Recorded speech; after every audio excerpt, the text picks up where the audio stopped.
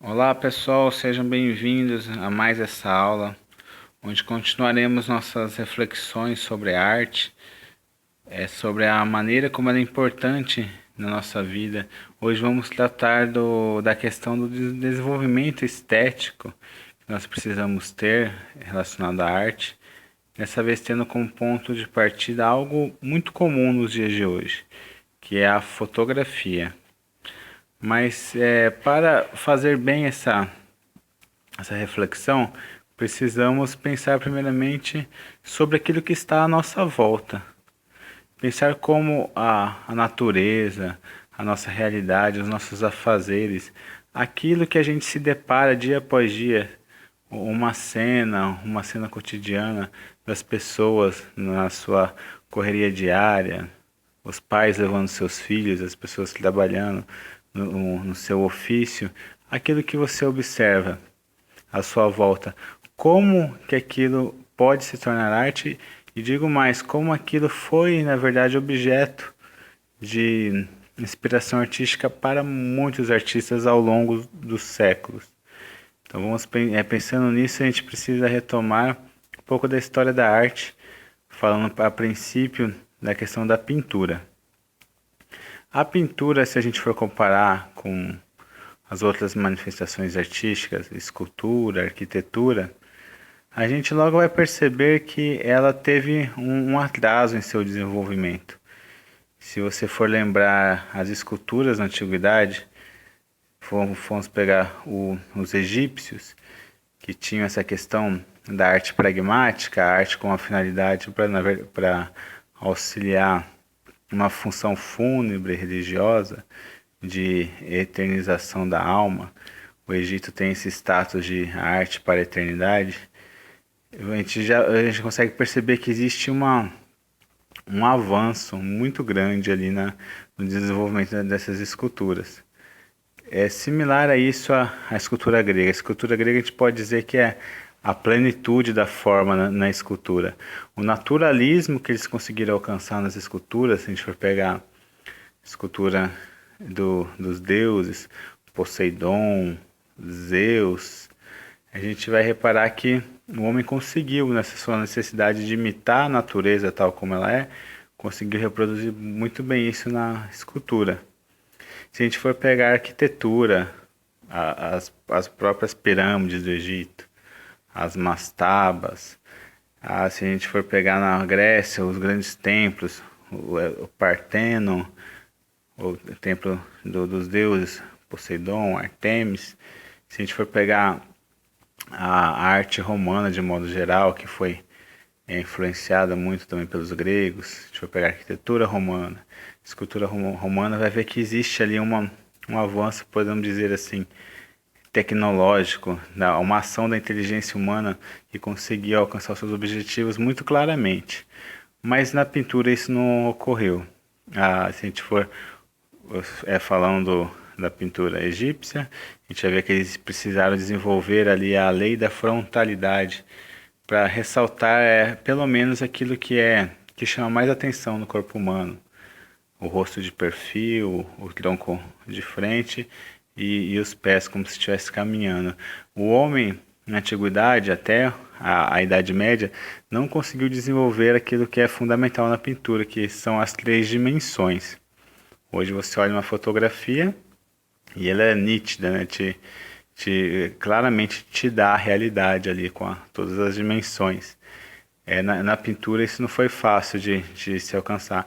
Isso só veio acontecer com o Renascimento, onde você tinha os artistas praticamente cientistas e que para conseguir essa necessidade de ser uma arte naturalista, de imitar a realidade como ela teve que ter muito estudo.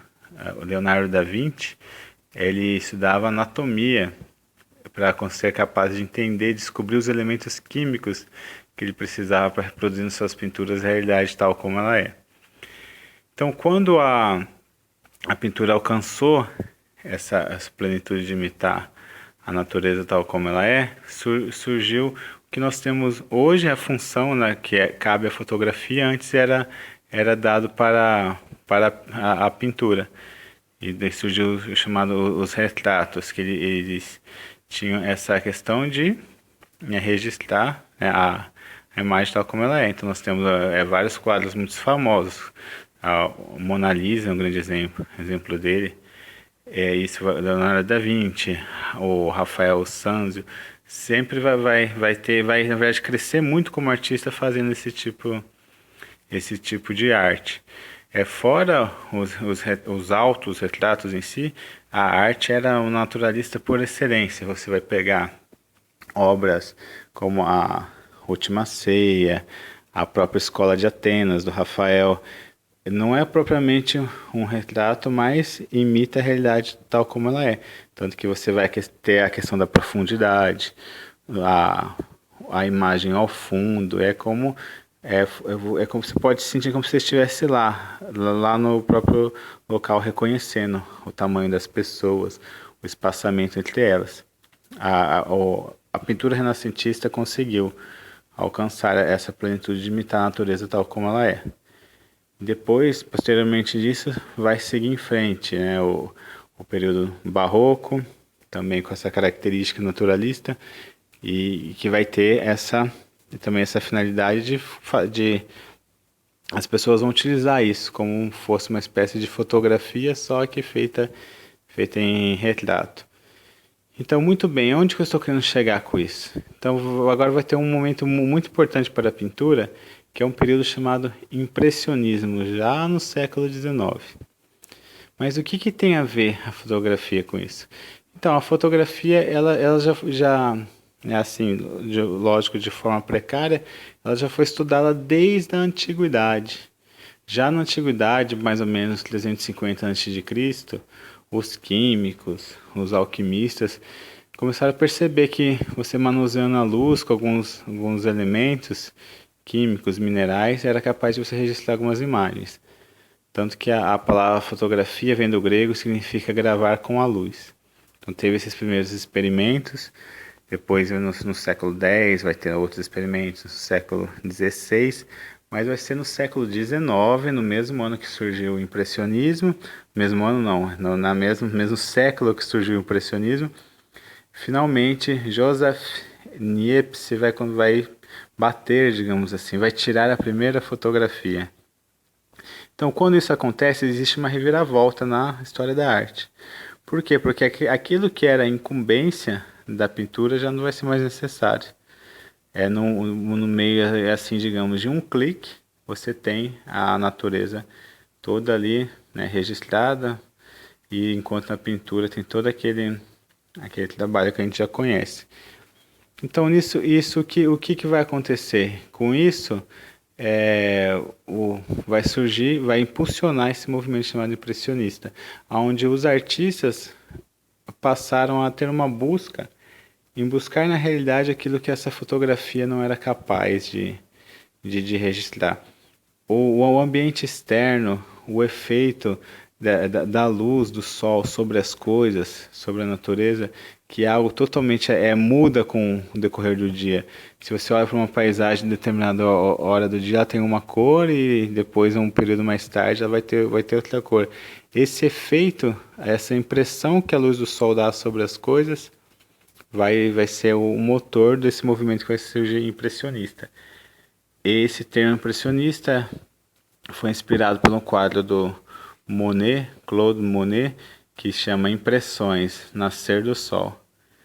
Quando está nascendo o sol, é diferente a cor do que no sol do meio-dia. Então tem essa obra, gera esse título, Os Impressionistas. Tinha Claude Monet, o seu quadro Chará Manet, Auguste Renoir, Edgar Degas, vai buscar nisso um jeito de retratar por meio da sua arte, da sua pintura, aquilo que a fotografia não é capaz de pegar, pelo menos naquele momento. Hoje, né, com a tecnologia, com as câmeras, com a lente, com os filtros, a fotografia dá conta disso tudo. Então isso foi muito importante para a história da arte, o surgimento da fotografia, porque virou a mesa. É a partir do momento que o artista já não tem mais essa obrigação de registrar a realidade tal como ela é, ele passa por meio da sua arte a expressar conceitos.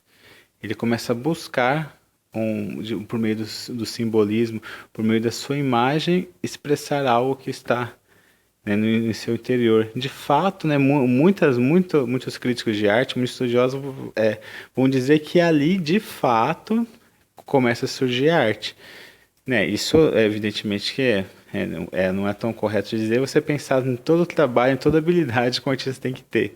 Como é que a gente pega e diz que um Caravaggio, que pintou obras incríveis como Tomé o Incrédulo, A Vocação de São Mateus, é capaz de ter uma habilidade tão grande de dar aquele efeito de luz e sombra sobre as coisas. Se for pegar o barroco holandês protestante de Vermeer, por exemplo, com a sua obra Leiteira, tem capacidade de registrar o movimento até do leite caindo, saindo da vasilha. Como é que diz que não existe arte ali? Só porque, de certa forma, não tem a expressão de um conceito ideológico ali. Então mas muitos vão dizer que, a partir desse momento onde o homem começa a expressar as suas ideias, ter um pensamento mais acentuado para expressar suas ideias por meio da arte, ali, de fato, ele vai começar a produzir arte.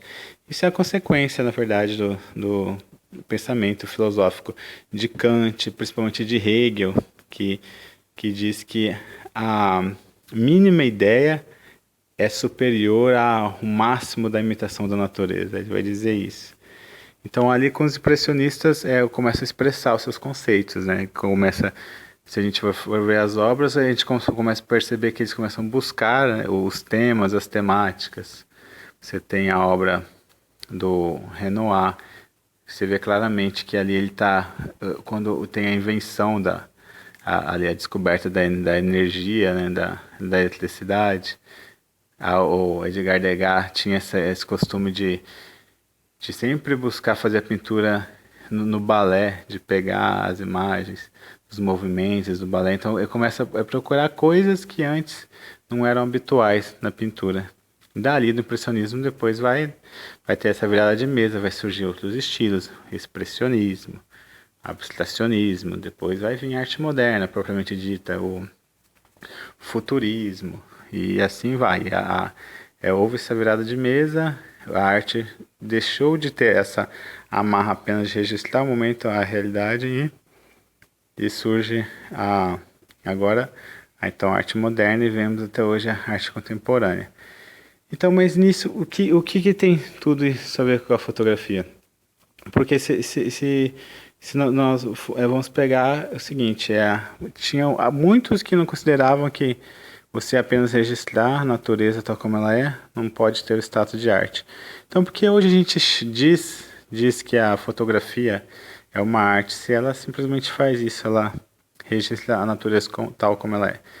Aqui é a questão, e aqui que a fotografia nos ajuda muito a desenvolver o nosso senso estético, porque a fotografia se torna arte a partir do seu olhar, do olhar do fotógrafo, que tem a capacidade de olhar para a realidade e pegar uma imagem, enxergar aquilo como uma obra de arte, enxergar nas ações cotidianas, naquilo que é da natureza, da vida humana, enxergar ali uma cena e ver naquilo uma beleza. Então, se a gente for pegar as fotos jornalísticas que circulam na internet, a gente vai ver claramente uma beleza em coisas simples, né? A foto na rua de um trabalhador, né?